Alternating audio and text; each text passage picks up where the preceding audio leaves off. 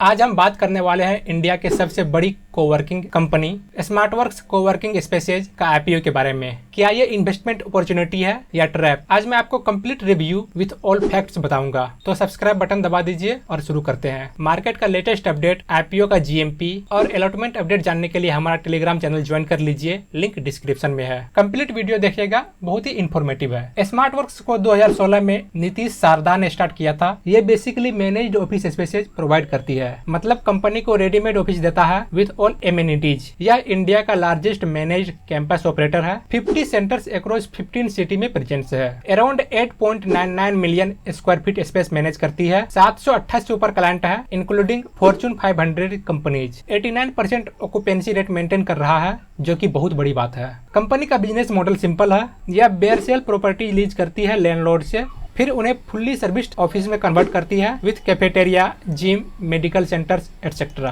Company का main revenue source है lease rentals, जो 93% कंट्रीब्यूशन देता है। सीजीआर देखो तो फाइनेंशियल ईयर 23 से 25 में 20.80% से ग्रोथ हुआ है। कंपनी मुख्य रूप से इंटरप्राइज क्लाइंट पे फोकस करती है, स्टार्टअप या फ्रीलांसर के लिए नहीं है। अब आईपीओ के बारे में जानते हैं। यह आईपीओ 10 जुलाई को ओपन हो गया है और 14 जुलाई को क्लोज हो जाएगा। 582 करोड़ 56 लाख का यह आईपीओ, 445 करोड़ का फ्रेश इशू और 137 करोड़ 56 लाख का ऑफर फॉर सेल है, जो कि प्रमोटर के पॉकेट में जाएगा। प्रमोटर जो अपना शेयर सेल कर रहा है का नाम इस प्रकार है, स्क्रीन पर देख सकते हैं। आईपीओ इशू से पहले प्रमोटर का होल्डिंग कंपनी में 65.19% का था। आईपीओ इश्यू के बाद प्रमोटर का होल्डिंग 58.25% तक रह जाएगा। अभी भी majority of share holding promoter के पास रहेगा। टाइम टेबल की बात करें तो 10 जुलाई को ओपन हो गया है, 14 जुलाई को क्लोज हो जाएगा, 15 जुलाई को बेसिस ऑफ अलॉटमेंट डिसाइड होगा, 16 जुलाई को रिफंड शुरू होगा और 16 जुलाई को ही शेयर्स डिमार्ट अकाउंट में क्रेडिट कर दिया जाएगा और फाइनली 17 जुलाई को शेयर एनएसई और बीएसई पर लिस्ट हो जाएगा। प्राइस की बात करें तो फेस वैल्यू 10 रुपए पर शेयर, प्राइस बैंड 387 से 407 रुपए पर शेयर है। 36 शेयर्स का लॉट बन रहा है। एम्प्लॉय के लिए 37 रुपए पर शेयर का डिस्काउंट भी है। अपर प्राइस बैंड पे रिटेल को मिनिमम 14,652 रुपए लगेगा और एचएनआई को मिनिमम 2,05,128 रुपए लगेगा। कंपनी के फाइनेंशियल्स की बात करें तो फाइनेंशियल ईयर 24 से 25 के बीच में कंपनी का रेवेन्यू 27% से इंक्रीज हुआ है और फाइनेंशियल ईयर 23 के तुलना में फाइनेंशियल ईयर 25 में कंपनी का रेवेन्यू लगभग दुगुना हो गया, 744 करोड़ से 1,409 करोड़। वहीं पर profit after tax financial year 24 की तुलना में फाइनेंशियल ईयर 25 में लगभग 26% से डाउन हो गया है। लेकिन अच्छी बात यह है कि कंपनी के ऊपर कर्ज थोड़ा कम हुआ है। पहले 427 करोड़ था, अब 397 करोड़ है। कुछ फाइनेंशियल मैट्रिक्स की बात करें तो डेट इक्विटी रेशियो 2.90। यह बिजनेस रियल एस्टेट सेक्टर में डील करती है तो डेट थोड़ा हायर साइड में देखने को मिलेगा। रिटर्न ऑन नेटवर्थ नेगेटिव में है। EBITDA 62.39%, price to book value ratio 38.58। चूंकि यह लॉस मेकिंग कंपनी है तो पी ये अभी नेगेटिव में है। इस आईपीओ के registrar MUFG Intime India private limited है। ऑब्जेक्ट ऑफ द इशू की बात करें तो टोटल फ्रेश इशू जो है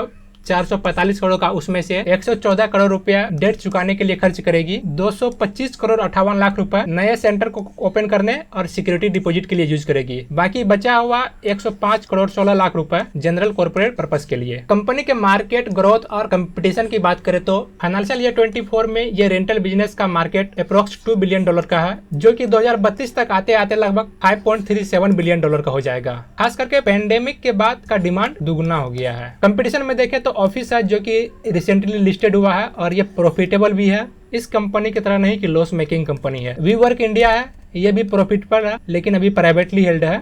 यूएसए का वीवर्क लॉस मेकिंग कंपनी है। इसके अलावा वह कोवर्क्स।